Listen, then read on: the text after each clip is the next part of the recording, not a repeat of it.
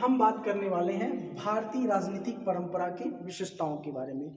भारतीय राजनीतिक परंपरा की विशेषताओं को समझने के लिए मैंने बहुत ही संक्षेप तरीके से यहाँ पर व्हाइट बोर्ड पर लिख रखा है, जिसके माध्यम से मैं आपको इसके बारे में बताने का प्रयास करूंगा। तो नंबर 1 पर मैंने लिख रखा है उच्च वर्णों द्वारा शासन का संचालन। ध्यान रखिएगा, वर्ण हमने लिख रखा है, वर्ग नहीं। वर्ण और वर्ग में अंतर होता है। तो यहाँ पर हम उच्च वर्णों द्वारा शासन के संचालन के बारे में चर्चा करेंगे। तो आप सोच रहे हैं कि भाई ये कौन सी बात है। हम सभी लोग जानते हैं कि प्राचीन काल में जो शासन का संचालन किया जाता था वो उच्च वर्णों द्वारा ही किया जाता था। बहरहाल हम इस पे थोड़ी सी चर्चा करें तो उच्च वर्णों द्वारा शासन का संचालन, हम जानते हैं कि तब का जो समाज था वो 4 वर्णों में विभक्त था, 4 वर्णों में विभाजित था। ब्राह्मण, क्षत्रिय, वैश्य, लास्ट में शूद्र। तो अब इसमें जो शासन का संचालन करता था, चूंकि शासन का संचालन का कार्य जो था ये उच्च वर्णों द्वारा दिया जाता था, और जो लास्ट में जो ये आपको वर्ण दिख रहा है, ये वर्ण जो होता था ऊपर के सभी वर्णों की सेवा का कार्य उसको सौंपा जाता था। और यह इस तरह से सामाजिक व्यवस्था को बनाए रखने की एक परंपरा थी, और ऐसी धारणा दी गई थी कि यह प्रत्येक वर्ण अपने स्थान पर रहते हुए सामाजिक व्यवस्था का देखभाल करेंगे, सामाजिक व्यवस्था की बात करेंगे। तो शासन का जो संचालन होता था वह उच्च वर्णों द्वारा किया जाता था, और लास्ट जो का वो जो वर्ण है वो वर्ण उनकी सेवा का कार्य करता था। नेक्स्ट पर हम बात करें तो नेक्स्ट कह रहा है कि राजनीति पर जाति आधारित सामाजिक संरचना का प्रभाव। और ये जो टॉपिक है, ये लाइन हमको बता रही है कि जो राजनीति था उस पर जाति आधारित सामाजिक व्यवस्था का प्रभाव था, क्योंकि जाति के ही आधार पर क्या किया गया था, वर्णों का निर्माण किया गया था।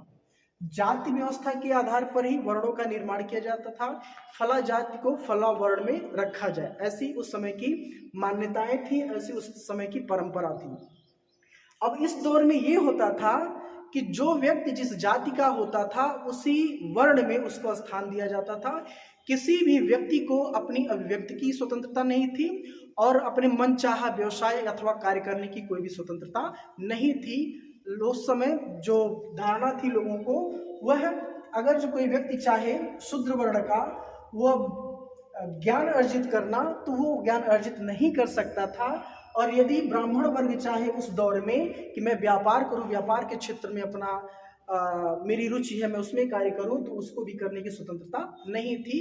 तो निश्चित रूप से जाति पर आधारित उस समय सामाजिक संरचना का प्रभाव पूरी तरह से देखा जाता था। आज क्या है, हमें किसी भी कार्य को करने की आज़ादी है। कोई भी कार्य हम अपने पसंद के अनुसार उसका चुनाव कर सकते हैं, और उसमें अपनी रुचि के हिसाब से उसको हम अपना सकते हैं। खैर, नेक्स्ट पर हम बात करें राजनीतिक जीवन और धर्म। तो राजनीतिक जीवन पर भी धर्म का बहुत प्रभाव देखा जाता था, क्योंकि उस दौर में ऐसी मान्यता थी, ऐसी परंपरा थी कि ये जो राज्य नामक उत्पत्ति है, जो राज्य है, राज्य नामक जो संस्था की उत्पत्ति है ईश्वर ने की है। ऐसा माना जाता था कि ईश्वर ने की है, और ईश्वर ने राजा को उसकी देखभाल करने के लिए भेजा है, और इसका धर्म पर आधारित जीवन था। हर उस समय के धर्म ग्रंथों में ये चीजें दिखाई पड़ती थी कि जो राजा है वह क्या है, ईश्वर का धरती पर अवतार है, दैवी शक्ति के माध्यम से वह पैदा हुआ है। तो सभी चीजों को उस समय धर्म के आधार पर जोड़ करके देखा जाता था। तो राजनीतिक जीवन पर धर्म का प्रभाव था उस समय भी।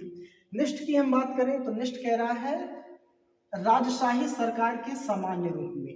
अब यहाँ पर क्या है कि जब कोई भी चीजें परंपरागत तरीके से जब चलती आती हैं तो निश्चित तौर पर कुछ समय के बाद उस समाज में जो सर्वोच्च सत्ता पर आसीन होता है, निश्चित रूप से उसको उसमें नौकरशाही के लक्षण जरूर पनपेंगे। और यहाँ कह रहा है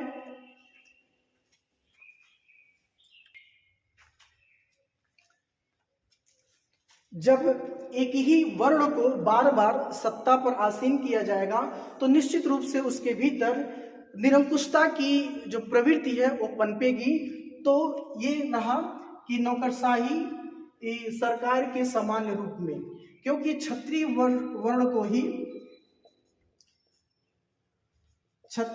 को ही शासन करने की जिम्मेदारी बार बार दी जाती थी, वही क्षत्रिय वर्ण ही शासन करता था। तो उस दौर में जो राजशाही है यानी कि निरंकुशता के जो लक्षण है वह सामान्य रूप से निकल करके सामने आते थे। खैर, नेक्स्ट कह रहा है राज्य एक उपयोगी एवं आवश्यक संस्था के रूप में, और उस समय राज्य जो था एक उपयोगी संस्था के रूप में माना जाता था। ऐसा कहा जाता है कि अगर जो राज्य नामक संस्था नहीं होगी, कोई कानून नहीं होगा, तो कोई न्याय व्यवस्था नहीं होगी, तो उस राज्य में जहाँ राज्य में न्याय नहीं होगा, जहाँ पर राज्य में कानून नहीं होगा, तो वहाँ पर मत्स्य न्याय जैसी स्थिति पैदा हो जाएगी। यानी कि जैसे हम कहते हैं कि छोटी मछली अक्सर हमेशा बड़ी मछली छोटी मछली को निगल जाती है, वही स्थिति वहाँ पर उत्पन्न होगी। तो राज्य उस समय आवश्यक उपयोगी संस्था के रूप में देखा जाता था। तो ये रहा आज का वीडियो पसंद आया हो तो चैनल को सब्सक्राइब, लाइक, शेयर जरूर करिएगा। मिलते हैं अगले वीडियो में, तब तक जय हिंद, वंदे मातरम।